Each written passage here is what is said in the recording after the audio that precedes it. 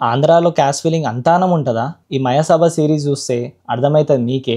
ఎన్నో దూరం నుంచి చూస్తున్నట్టు అనిపించింది ఈ స్టోరీ మొత్తం. లైక్ నాకు సంబంధమే లేదేమో అన్నట్టు అనిపించింది ఒక నిమిషానికి ఎందుకో ఈ స్టోరీ మొత్తం చూసినంత సేపు. కానీ ఆంధ్రోళ్ళు మాత్రం పక్కా చూడాలి ఈ సీరీస్. ఎందుకంటే మొత్తం అంతా వైఎస్ఆర్, సీబీఎన్ వాళ్ళ చుట్టే తిరుగుతా ఉంటది. ఆంధ్రాలో ఎంతగానం వాళ్ళకి అన్యాయం జరిగింది ఆంధ్ర పీపుల్‌కి. అక్కడి పొలిటికల్ సిస్టమ్ ఎలా ఉండేది 1980s, 70sలలో అనేది క్లియర్ కట్‌గా చూపెట్టిండ్రు.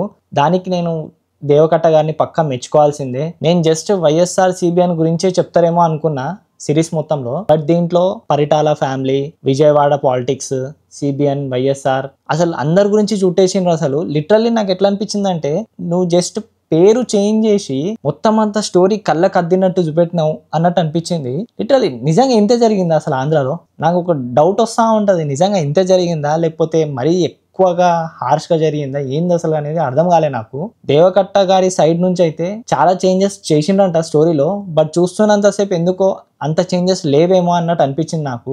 ఈ క్యారెక్టర్ ఇది, ఈ క్యారెక్టర్ ఇది అని చెప్పి మనకు అర్థమవుతా ఉంటుంది. సో ఎక్కడ చేంజెస్ చేసిండ్రో నాకైతే ఎక్కడ కూడా అర్థం కాలే. ఎవరైనా ఆంధ్ర వాళ్ళు వాళ్ళకి కరెక్ట్గా తెలిసి ఉంటే మాత్రం కామెంట్ చేయండి. అండ్ తెలంగాణకి కూడా చాలా అన్యాయం జరిగింది అసలు. అప్పట్లో ఫార్మేషన్ జరిగింది ఇప్పుడిప్పుడే, అప్పుడైతే అసలు చాలా అన్యాయాలే జరిగినాయి. సో అదంతా మనం మాట్లాడొద్దు, కానీ సిరీస్ గురించి చెప్పాలనుకుంటున్నా అదే చెప్తున్నా. కానీ నిజాలు ఏందో ఎవరికి తెలియదు. ఎందుకంటే ఇక్కడ సైడ్ నుంచి ఒక నిజం ఉంటుంది, ఇక్కడ సైడ్ నుంచి ఒక నిజం ఉంటుంది. ఎవరిది కరెక్ట్ ఎవరిది రాంగ్ అనేది మనం డిసైడ్ చేయలేము.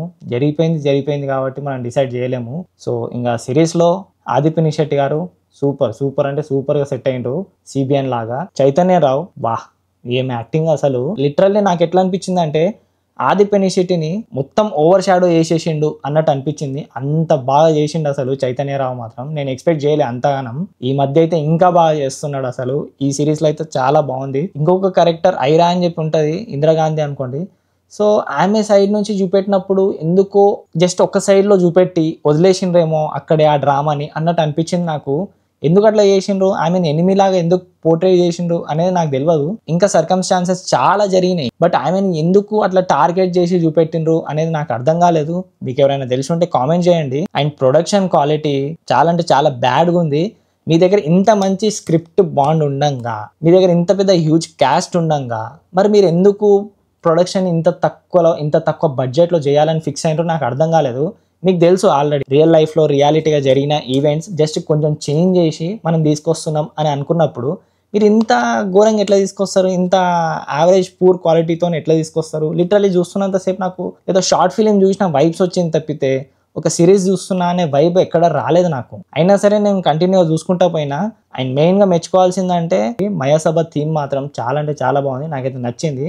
దట్స్ యాక్చువల్లీ పర్ఫెక్ట్ అని చెప్తాను నేనైతే ఆ సిరీస్కి. సో ఈ క్యాస్ట్ ఫీలింగ్ గురించి అండ్ పాలిటిక్స్ అంటే పాలిటిక్స్ ఎంత డర్టీగా ఉండేదో ఆ టైంలో అనేది, పాలిటిక్స్ గేమ్ అనేది ఎట్లా నడిచేది అనేది చాలా బాగా చూపెట్టింది దీంట్లో. సో క్యాస్ట్ ఫీలింగ్ ఎక్కువ ఆంధ్రాలోనే ఉంటుందా లేకపోతే ఆంధ్రాలోనే ఉంటుంది అన్నట్టు చూపెట్టిండ్రు దీంట్లో. మరి మా తెలంగాణ సైడ్ అయితే ఇట్లాంటివి ఏమి ఉండవు. నేను తెలంగాణ వాళ్ళం కాబట్టి బరాబర్ ఉన్నది చెప్తున్నాం. ఇంత ఘోరంగా అయితే ఉండదు క్యాస్ట్ ఫీలింగ్. ఇదైతే పక్కా చెప్తా నేను. మీరు ఇక్కడ ఎవరిని అడిగినా సరే అదే చెప్తారు. అక్కడ సైడే ఎందుకు ఇట్లా చూపెట్టిండ్రు, ఎందుకు ఇట్లుంది అనేది there is no answer for that. So చూద్దాం ఇంకా. So this is the review of Mayasabha Telugu. Sony లివ్లో స్ట్రీమ్ అవుతుంది.